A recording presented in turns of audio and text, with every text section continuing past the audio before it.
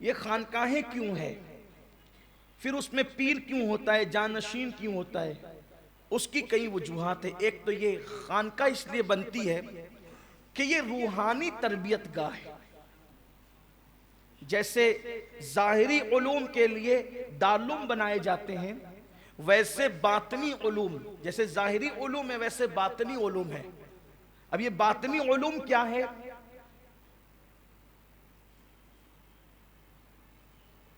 اس کی بڑی تفصیل ہے۔ جیسے انسان کے جو ظاہری اعمال ہوتے ہیں اس پر شریعت کے احکامات نافذ ہوتے ہیں، لیکن ایک باطنی گناہ بھی ہے، باطنی اعمال بھی ہے۔ جیسے انسان کسی سے بغض رکھے، کسی سے حسد رکھے، کسی سے کینہ رکھے، زبان الگ ہو، دل الگ ہو، یہ سب چیزیں اسلام نہیں چاہتا۔ تو خانقاہوں کے اندر دل سنوارا جاتا ہے۔ تھوڑا سا میں آپ کو بات آگے بڑھانے سے پہلے بتانا چاہتا ہوں کہ خانقاہوں کا تصور کیا ہے۔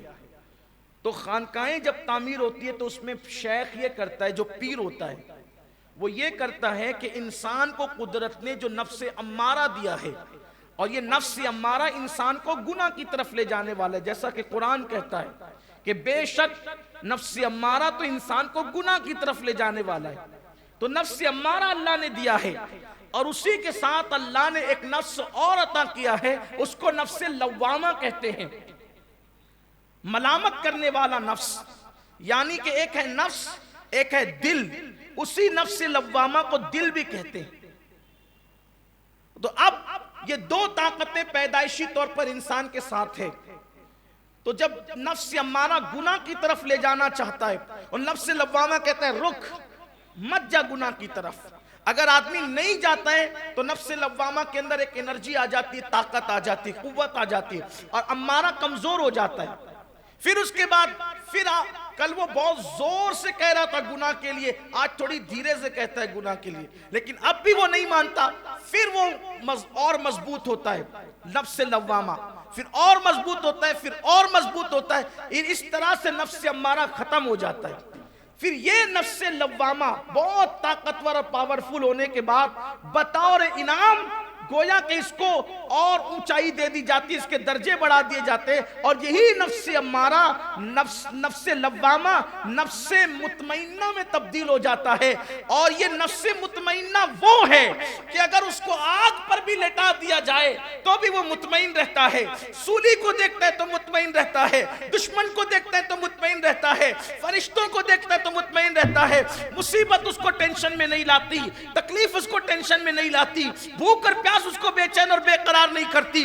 قرآن اس کا آئینہ یوں بیان کرتا ہے، الا ان اولیاء اللہ لا خوف علیہم ولا ہم یحزنون، آگاہ ہو جاؤ جو اللہ کے دوست ہیں نہ ان کو خوف ہے نہ کوئی غم ہے۔ اور اگر ایسا نہیں، اور پھر جب وہ دنیا سے جاتا ہے تو پھر اس نفس مطمئنہ کو یوں بلایا جاتا ہے، یا ایتھا النفس المطمئنہ ارجعی الی ربک راضیۃ مرضیہ فادخلی فی عبادی وادخلی جنتی۔ اے نفس مطمئنہ لوٹ جا، چل اپنے رب کی طرف لوٹ جا، اس حالت میں کہ تیرا رب تجھ سے راضی اور تو اللہ سے راضی ہے، اور تو اللہ کے خاص بندوں میں، عبادی کا ہمارے خاص بندوں میں شامل ہو جا، اور ہماری جنت خاص میں داخل ہو جا۔ یہ مرتبہ ملتا ہے گناہ سے بچنے کا۔ دوسری بات، اگر اس کے الٹ ہو کہ نفس لوامہ کی بات نہ مانے، نفس امارہ کی مانتے رہے، گناہ ہی کرتے رہے، تو پھر نفس لوامہ کمزور ہوتا جاتا ہے، اور اس کے بعد جو ہے وہ نفس امارہ موٹا اور بڑھتا جاتا ہے۔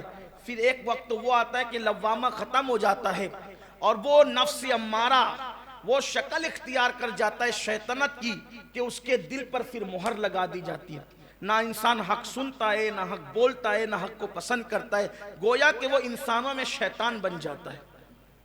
تو یہ خانقاہ اس لیے ہوتی ہے جیسے دواخانے ہوتے ہیں کہ مریض کو اگر دواخانے میں لایا جائے تو مرض کے اعتبار سے ڈاکٹر علاج کرتا ہے، دیکھنے والے کو سب مریض برابر سے نظر آتے ہیں، لیکن مریض کو ڈاکٹر کیا کرتا ہے، کسی کو صرف گولی دیتا ہے، کسی کو انجیکشن دیتا ہے، کسی کو دوا گولی انجیکشن دے کے گھر بیچتا ہے، کسی کو ایڈمٹ کرتا ہے، پھر کسی کو ایڈمٹ کر کے صرف اس کا علاج کرتا ہے، کسی کو ایڈمٹ کر کے اس کا آپریشن کرتا ہے، کسی کو بلکہ پھر کسی کو آپریشن نہیں کرتا، پھر اپنے دواخانے سے کسی بڑے دواخانے کی طرف منتقل کرتا ہے، کسی کو صرف جو وہ جنرل وارڈ میں رکھتا ہے، کسی کو آئی سی یو میں رکھتا ہے۔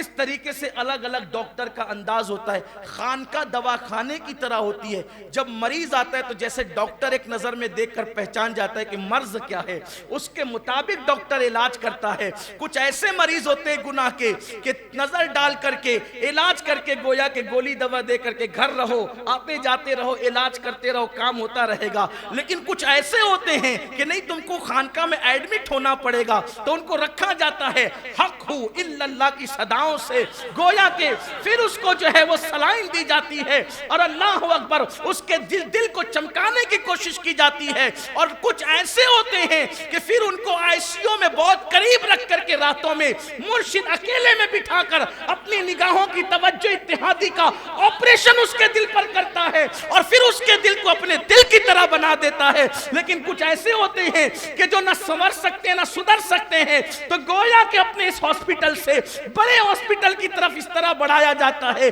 کہ بندہ بیٹھا تو وہی رہتا ہے، لیکن پیر غوث الاعظم دستگیر سے کہتا ہے اس کا علاج میرے ہاتھ میں نہیں ہے، اے سرجن اب آپ توجہ کرنا، آپ کی نگاہ کرم ہو۔ یہ خانقاہ کا کانسیپٹ ہے